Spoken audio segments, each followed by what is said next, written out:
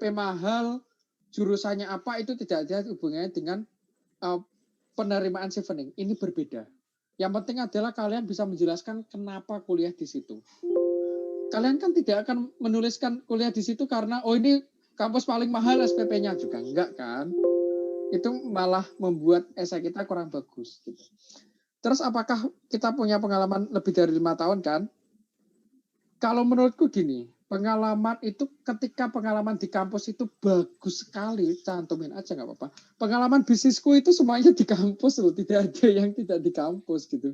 Ketika aku lulus tahun 2015 ke 2000 daftar itu kan 2016, jadi ada 1 tahun. Itu aku di kampung Inggris, tidak ada pengalaman bisnis. Pengalaman bisnisku cuma monitoring. Nah, pengalaman bisnis yang monitoring itu tidak aku masukkan ke chevening. Malah semua pengalaman di kampus itu aku masukkan semua. Gitu. Yang penting ceritanya bagus gitu. Ya, oke, semoga menjawab ya tadi itu pertanyaan dari Kak Francisca. Kita lanjut ke pertanyaan dari Kak Astrid Ervita. Kak Mirza, kebetulan saya juga tertarik dengan jurusan yang sama dengan kakak nih. Apa boleh tahu kalau untuk jurusan Master of Innovation and Entrepreneurship itu harus punya experience entrepreneurs dulu sebelumnya? Dan pertimbangan kakak apa ya dalam memilih universitas-universitas untuk jurusan tersebut? Terima kasih, Kak. Salah satu hal yang kalian khawatirkan itu pasti, kalau misalkan aku belajar entrepreneurship harus punya pengalaman. Enggak juga gitu. Itu sama kayak kalian mau kuliah di pendidikan atau enggak kesehatan, itu kan tidak ada requirement untuk pengalaman kerja yang linear kan. Selama itu tidak ada ya nggak masalah, hajar aja, masuk aja gitu. Kecuali MBA biasanya dia minta gitu pengalaman kerja 2 tahun di bidang apa, biasanya ada itu. Nah itu baru kalian pikirkan. Tapi kalau misalkan MSc dan itu tidak ada, itu nggak masalah gitu. Terus untuk kenapa aku pilih Warwick University gitu, pertimbangannya adalah sebenarnya gini, di Warwick itu jadi gini, ada kesalahan fatal ya. Jadi nggak semua yang aku lakukan tuh semuanya bagus sekali enggak. Jadi yang pertama kampusku tadi kan Leeds, nggak dapat LOE karena ngaku kriminal, susah kan. Yang kedua, Warwick Business School itu salah satu business school terbaik, perkembangannya terbaik di UK. Waktu zamanku. Tapi ternyata waktu aku daftar MSc Innovation Entrepreneurship itu masuknya bukan Warwick Business School. Bisnisnya masuk Warwick Manufacturing Group. Jadi aku salah pilih jurusan juga akhirnya. Jadi semua kampus yang aku tulis itu semuanya sebenarnya salah gitu. Dan esainya sebenarnya kacau gitu. Tapi ketika aku menjelaskan kenapa aku pilih ini, terus interviewernya kayaknya juga dari Warwick, itu kayaknya nggak masuk WBS deh. Dia ngomong WBS, Warwick Business School. Itu masuknya WMG, Warwick Manufacturing Group gitu. Terus aku ngomong, nggak masalah sih. Yang saya lihat itu bukan aspek ini fakultas bisnis apa enggak, tapi aspek bagaimana dosen-dosennya itu mengajarin bagus, dan ini memang linear dengan apa yang aku lakukan gitu. Ngelesnya kayak gitu, akhirnya lolos gitu. Jadi aku nulis 3 kampus, 2 kampus ini zong banget sih memang. Salah sih, tapi juga lolos gitu. Yang penting ceritanya itu tadi bagus gitu. Yeah. Ya, terima kasih Mas Firza. Semoga menjawab pertanyaan dari Kak Astrid. Kita lanjut ke pertanyaan dari Kak Raul Ananda Putra. Kak, apakah pengalaman beberapa kali gagal dalam bisnis, maksudnya seperti tidak mencapai profit, bisa dicantumkan dalam esai? Apakah akan mengurangi bargaining kita di esai bila kita jujur seperti itu? Saya juga punya banyak kegiatan non-profit, seperti pernah mendidik adik tingkat, punya pengalaman menjadi programmer, dan sekarang mereka sudah bekerja lebih baik daripada saya. Apakah itu juga bisa dimasukkan seperti itu?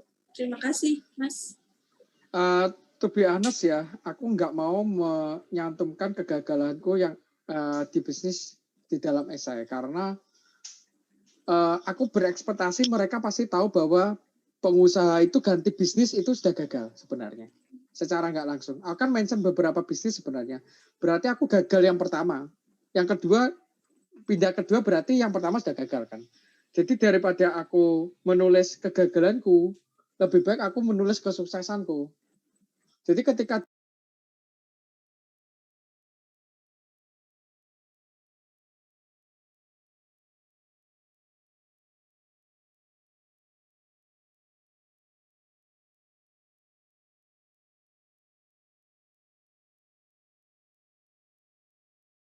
dijelasin kenapa kamu pindah bisnis, aku sudah menyiapkan itu waktu interview ya karena gagal gitu.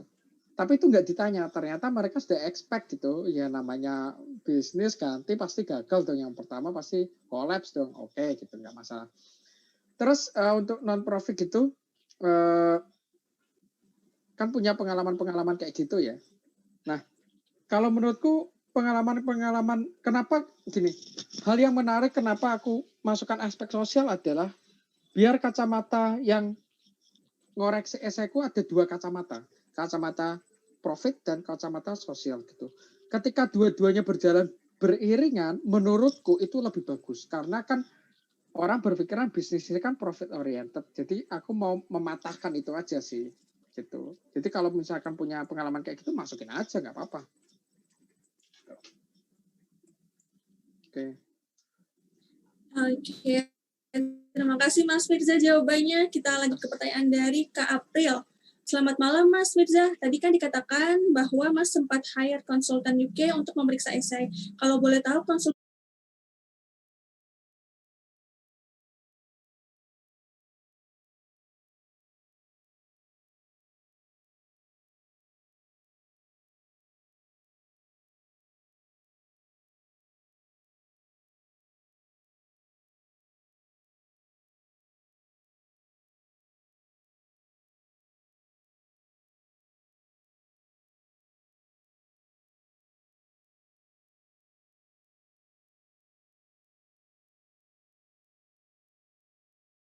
konsultannya apa ya Mas, dan bisa dikontak melalui apa? Terima kasih. Kalau menurutku gini sih ya, dulu itu kan tidak ada lembaga-lembaga seperti Copy Education ya, gitu. Kalau menurutku untuk review esai sudah cukup sih di Copy Education. Aku sudah cek itu kan, aku kan juga ngomong sama Mas Iwan gitu kemarin tuh yang ngurus, salah satu yang ngurus Copy Education.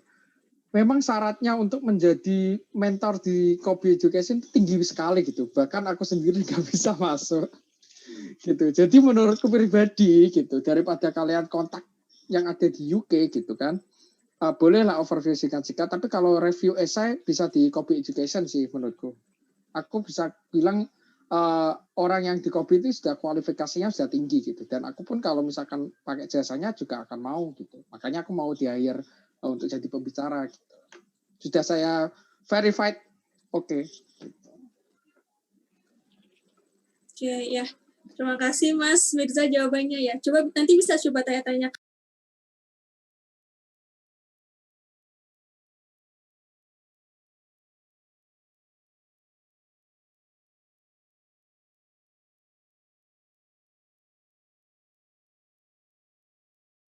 Kak Awan ya, mungkin yang mau review and proofread essay mungkin dari sekarang ya, mungkin juga karena bentar lagi kan Cipen ini sudah mau tutup ya 3 November.